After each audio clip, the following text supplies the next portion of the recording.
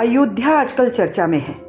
वहीं जहां राम मंदिर के उद्घाटन का भव्य समारोह हुआ, केवल अयोध्यावासी ही नहीं बल्कि सारे देशवासी इस भव्य समारोह के न केवल साक्षी बने बल्कि पूरे तन मन से अयोध्या में रमे रहे। राम मंदिर के उद्घाटन के दिन देश भर में उत्सव का माहौल था। रात में लोगों ने दिवाली मनाकर अपनी खुशियों का इजहार किया। विरोधियों ने आरोप लगाया कि पूरा आयोजन राजनीतिक है और प्रधानमंत्री नरेंद्र मोदी आगामी लोकसभा चुनाव में फायदा उठाने के लिए इसको ज्यादा तूल दे रहे हैं।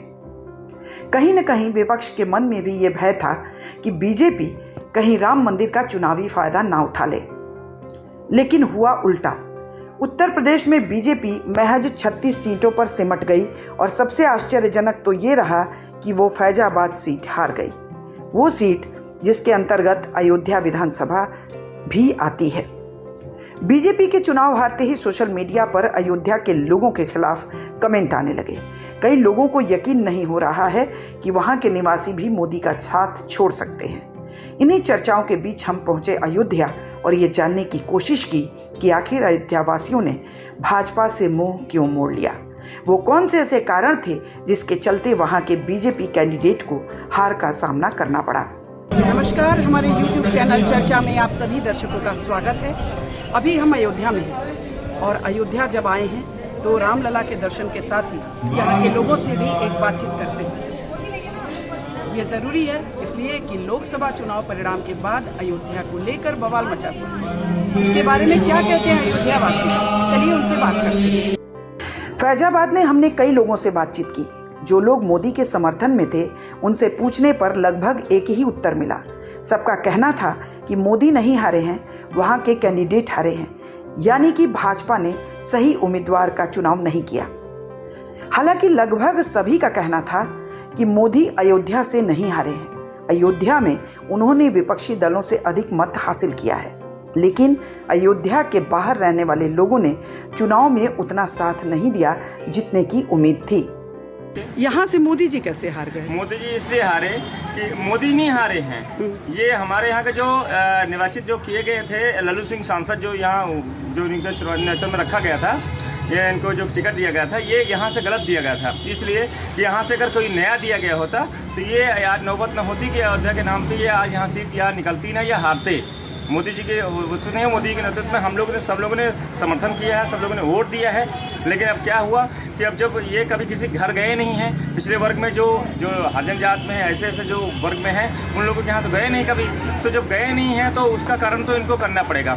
वो इस चीज़ से इनका दिक्कत खड़ा हुआ है, बाकी कोई दिक्कत नहीं इसमें। मतलब सांसद महोदय एक्टिव नहीं थे? हाँ, कभी कोई एक्टिव नहीं थे, कभी किसी के यहाँ गए नहीं हैं, कभी मिले नहीं हैं, और यही इनका सबसे ज़्यादा डिफेक्ट हुआ है और सबसे ज़्यादा इस तरह दिक्कतें इनका यही आया है। बाकी जो सांसद जी, अगर वो अवधेश प्रसाद जी यहाँ के विधायक हैं, मौके पे पहले पूर्व थे, अब वर्तमान भी विधायक थे, उसके बाद सांसदी में अब मौके पे सांसद हुए हैं, तो उसका कारण ये है कि वो घर घर जाके मिलते थे।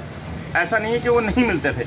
लल्लू सिंह जी कभी आए नहीं और कभी मिले नहीं, और जब मिले होते तो आज ये नौबत न होती कि अयोध्या की सीट यहाँ से खाली जाती है।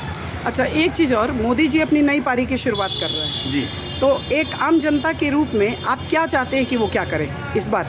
आम जनता के हिसाब से हम ये चाहेंगे कि अच्छा करें और अच्छा रहे, ये ज़रूरी है। बाकी ये नहीं है कि हम विधायक या सांसद बदल जाने से या यहाँ की सत्ता बदल जाने से ऐसा कुछ नहीं होगा। इसलिए कि मौके पर जो प्रधानमंत्री जी हैं वो उनके नेतृत्व में यहाँ का तो चल ही रहा है बराबर।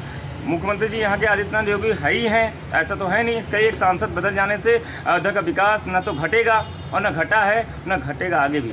ये क्या हुआ कि मोदी जी भाई अयोध्या से हार गए? मतलब ये सबके लिए आप तो जान ही रहे होंगे कि सोशल मीडिया पर बवाल मचा हुआ है कि अयोध्या से कैसे हार गए। सोशल मीडिया पर तो अयोध्या वालों को बहुत गाली दिया जा रहा है लेकिन ऐसी बात तो नहीं है कि अयोध्या से हारे हैं। हमारे लल्लू सिंह जी, मोदी जी वहाँ से 4,500 वोटों से जीते हैं। अयोध्या प्रॉपर जो विधानसभा हमारी लगती है, लेकिन अब जो है आसपास के 4 विधानसभा और हैं, वहाँ से 10-15 हज़ार वोटों से पीछे रहे हैं। क्या लगा, माने जैसे आपको क्या लगा कि कारण और क्या हो सकता है? कारण बहुत है मैडम, कारण कुछ है। हमारे यहाँ छोटा जानवर जिससे किसान परेशान है जी, और कुछ जो है राहुल गांधी कुछ भ्रमित कर दिए कि हम 1 लाख रुपया देंगे और 10 किलो राशन देंगे, और छोटे लोगों को यही सब पसंद है।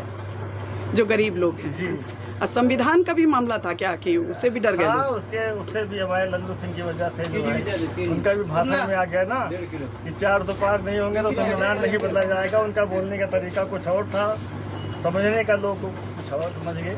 अच्छा, एक लास्ट क्वेश्चन और कि मोदी जी की नई पारी जो शुरू हुई है, तो आप एक आम जनता के रूप में, अयोध्या के वासी के रूप में, आप उनसे क्या चाहते हैं? मोदी जी जो कर रहे हैं वो बहुत अच्छा कर रहे हैं, आगे भी हम लोगों के लिए अच्छा ही करेंगे। संसदीय क्षेत्र के बाहरी इलाकों में लोगों से बातचीत करने के बाद हम अयोध्या पहुंचे। अभी हम मौजूद हैं फैजाबाद संसदीय क्षेत्र में, वही फैजाबाद जिसके अंतर्गत अयोध्या आती है।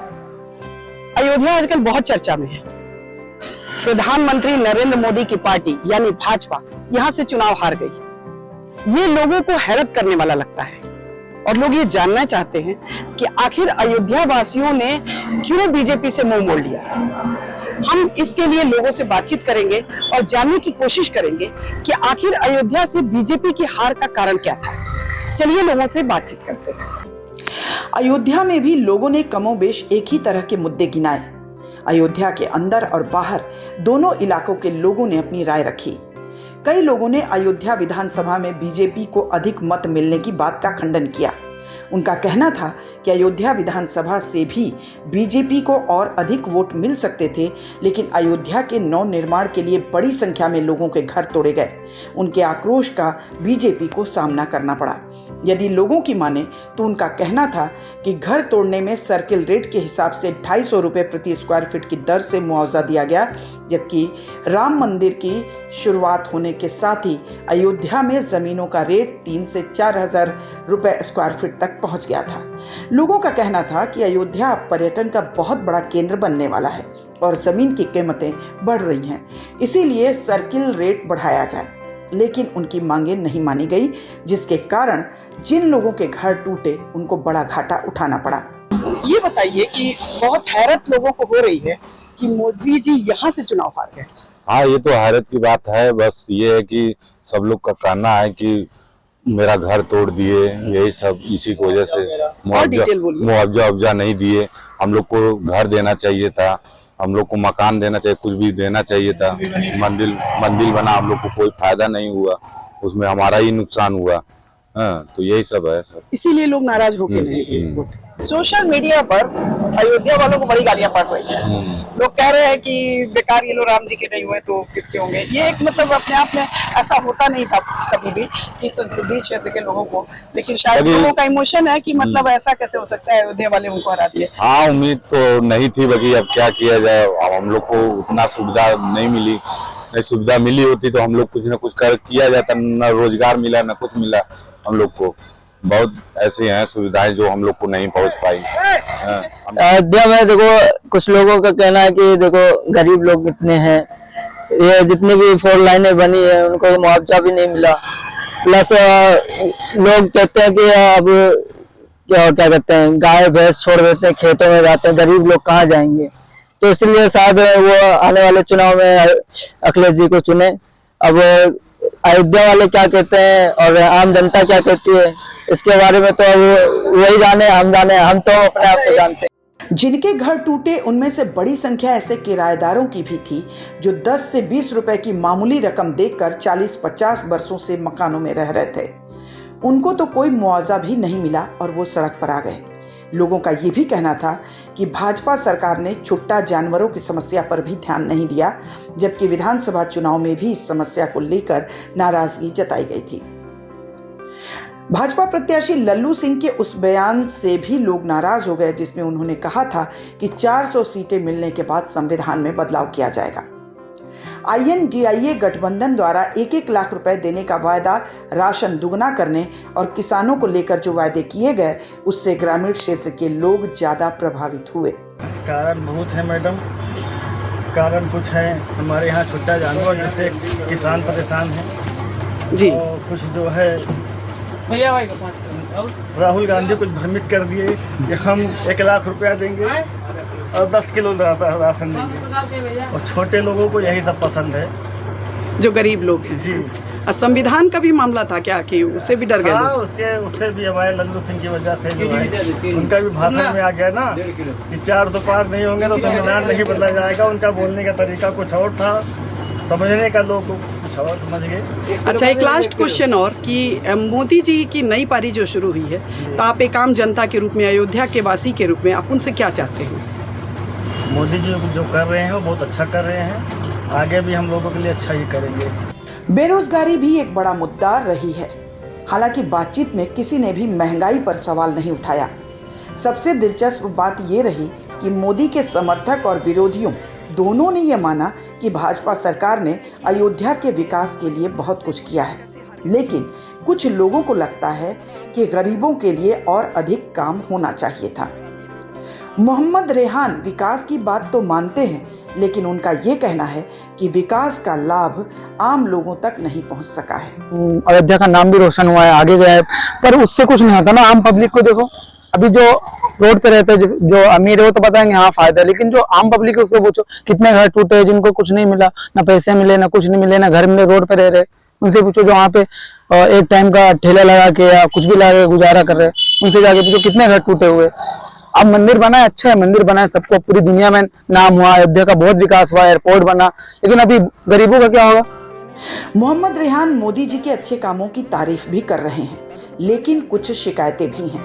ऐसा नहीं बोल रहा हूँ कि मोदी जी गलत काम कर रहे, मोदी जी ने बहुत अच्छा काम किया, यही बोल रहा हूँ। मैं विदेश में रह के आया हूँ, गल्फ कंट्री में, जब वहां जाता हूँ ना तो प्राउड होता है, क्योंकि पहले इंडिया को कोई जानता नहीं था इतना कि इंडिया, लेकिन अभी लगता है इंडिया पावरफुल है, हर जगह इंडिया का नाम 4थे नंबर पे आता है, तो अभी इंडिया पावरफुल। लेकिन जो बीच में कुछ लोग है ना, जो हिंदू मुस्लिम करते हैं, जो खाली मंदिर और मस्जिद के वोट मांगते, वो गलत है। आप विकास करो, अगर विकास करो तो सबको करो। बातचीत के दौरान एक दिलचस्प वाकया सामने आया। हम एक ऐसे आदमी से मिले जो मोदी के घोर विरोधी हैं। अभिनव कुमार नाम के ये व्यक्ति ये तो चाहते थे कि मोदी देश में चुनाव हार जाएं, लेकिन वो ये नहीं चाहते थे कि मोदी अयोध्या से हारें। ऐसी हैं सुविधाएं जो हम लोग को नहीं पहुंच पाई। हम जानते हैं सरकार लागू की, बाकी हम लोग के पास नहीं पहुंच पाई गांव में। अच्छा, मोदी जी हारे तो थोड़ा दुख हुआ आपको कि नहीं? नहीं, हमको तो मोदी जी हार गए थे, बाकी यहाँ से अयोध्या से हार गए, बहुत दुख हुआ, क्योंकि हम लोग नहीं चाहते थे कि अयोध्या से हारे। बस ये है कि जानते थे कि मोदी हार जाए बस। हाँ, बस अयोध्या से ना हारे ये नहीं थी।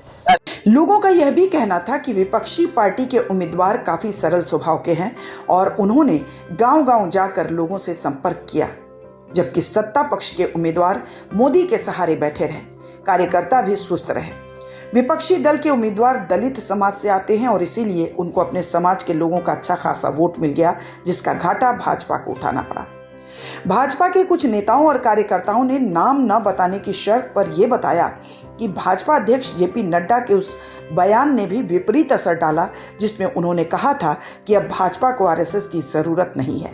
उनका मानना था कि इस बयान के बाद आरएसएस के लोगों ने चुनाव से किनारा कर लिया। इसका परिणाम भी बीजेपी को भुगतना पड़ा। 3 दिनों के अयोध्या प्रवास के दौरान हम दर्जनों लोगों से मिले, कई लोगों से बातचीत की। कुछ लोगों ने ऑफ द रिकॉर्ड बोला तो कुछ लोग कैमरे पर आकर भी बोले। सबकी राय जो सामने आई उससे यही निष्कर्ष निकला कि कुछ आम मुद्दे थे जो अयोध्या में बीजेपी के हार का कारण बने। विपक्ष की सटीक रणनीति, सही उम्मीदवार का चयन और भाजपा द्वारा सही उम्मीदवार का चयन न करना, उनके कार्यकर्ताओं में शिथिलता, इसके अलावा कई ऐसे स्थानीय मुद्दे थे जो हावी रहे जिस पर भाजपा ने ध्यान नहीं दिया, जिसके कारण उसको हार का सामना करना पड़ा। दर्शकों, हमारे ये चैनल यदि आपको पसंद आया हो तो कृपया इसको लाइक करें, सब्सक्राइब करें और अपनी प्रतिक्रिया से हमें अवगत कराते रहें। नमस्कार।